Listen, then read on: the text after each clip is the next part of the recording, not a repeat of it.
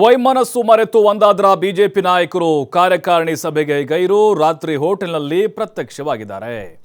ಜಗದೀಶ್ ಶೆಟ್ಟರ್ ಅವರು ನಿನ್ನೆ ಕಾರ್ಯಕಾರಿಣಿಗೆ ಹೋಗಿರಲಿಲ್ಲ. ಯಾಕಂತ ಕೇಳಿದ್ರೆ ನಮ್ಮ ಮನೆಯಲ್ಲಿ ಒಂದು ಫಂಕ್ಷನ್ ಇತ್ತು ಅಂತ ಜೋಶಿ ಕೂಡ ಅದನ್ನು ಹೇಳಿದ್ರು. ಆದರೆ ಈಗ ಏಕಾಏಕಿ ಹೋಟೆಲ್ನಲ್ಲಿ ಪ್ರತ್ಯಕ್ಷರಾಗಿದ್ರು.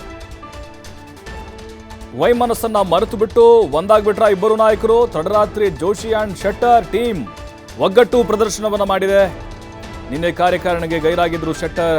ಬೇರೆ ಸಂದೇಶ ಹೋಗಿತ್ತು, ಚರ್ಚೆ ಆಗ್ತಾ ಇತ್ತು, ಏನಪ್ಪ ಇನ್ನೂ ಮುನಿಸು ಮರ್ತಿಲ್ವಾ ಅಂತ. ಕಾರ್ಯಕಾರಿಣಿಗೆ ಗೈರಾದರೂ ಕೂಡ ಖಾಸಗಿ ಹೋಟೆಲ್ನಲ್ಲಿ ಜಗದೀಶ್ ಶೆಟ್ಟರ್ ಹಾಜರಾಗಿದ್ರು. ಮೀಟಿಂಗ್ ಮಾಡಿದ್ದಾರೆ. ಕೇವಲ ಮುಖಾಮುಖಿ ಅಷ್ಟೇ ಅಲ್ಲ, ಲೋಕಸಭೆ ಗೆಲ್ಲಲು ಎಲ್ಲರೂ ಒಂದಾಗೂ ಸಲಹೆ ನೀಡಿದ್ದಾರೆ ಕೇಂದ್ರ ಸಚಿವ ಪ್ರಹ್ಲಾದ್ ಜೋಶಿ. ತಡರಾತ್ರಿ ನಡೆದಂತಹ ಮೀಟಿಂಗ್ನಲ್ಲಿ ಇಬ್ಬರು ನಾಯಕರು ಕೂಡ ಚರ್ಚೆನ ಮಾಡಿದ್ದಾರೆ. ಕೆಲವೊಂದಿಷ್ಟು ಫೋಟೋ ನೋಡ್ತಾ ಇದ್ವಿ. ತೆಂಗಿನಕಾಯಿ ಇದ್ದಾರೆ ನೋಡಿ, ಮಹೇಶ್ ತೆಂಗಿನಕಾಯಿ ಇದ್ದಾರೆ, ಅರವಿಂದ್ ಬೆಲ್ಲದಿದ್ದಾರೆ, ಮುನೇನ್ ಕೊಪ್ಪ ಇದ್ದಾರೆ, ಅಲ್ಲಿನ ಜಿಲ್ಲಾಧ್ಯಕ್ಷರಿದ್ದಾರೆ, ಜೋಶಿ ಶೆಟ್ಟರ್. ಅಂದರೆ ಬೇರೆ ಸಂದೇಶ ಹೋಗಿತ್ತು, ಡ್ಯಾಮೇಜ್ ಕಂಟ್ರೋಲ್ ಆಗಬೇಕು ಅನ್ನೋದು. ಪ್ರಹ್ಲಾದ್ ಜೋಶಿ ಕೂಡ ನಿನ್ನೆ ಡ್ಯಾಮೇಜ್ ಕಂಟ್ರೋಲ್ಗೆ ಮುಂದಾದರು. ಇಲ್ಲ, ಅವ್ರು ನಮಗೆ ಮೊದಲೇ ಹೇಳಿದರು, ಜಿಲ್ಲಾಧ್ಯಕ್ಷರಿಗೂ ಕೂಡ ಕರೆ ಮಾಡಿ ತಿಳಿಸಿದ್ರು, ಅವ್ರ ಮನೇಲೇನೋ ಕಾರ್ಯಕ್ರಮ ಇದೆ ಅಂತ ಬರೋಕ್ಕಾಗಲ್ಲ ಅಂತ ಹೇಳಿದರು. ಶೆಟ್ಟರ್ ಅವ್ರಿಗೂ ಕೂಡ ಇದು ಅರಿವಿಗೆ ಬಂತು.